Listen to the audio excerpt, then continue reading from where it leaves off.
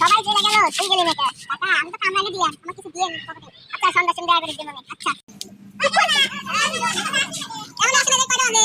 ইয়া আল্লাহ পেও না একটা হয়ে গেছে। আপনি যান আমি কোথায় জানতেছি। কামড়া না দিলে আমার কি দেব না মেম্বার সাহেব। যাই দেই ওখানে জানি।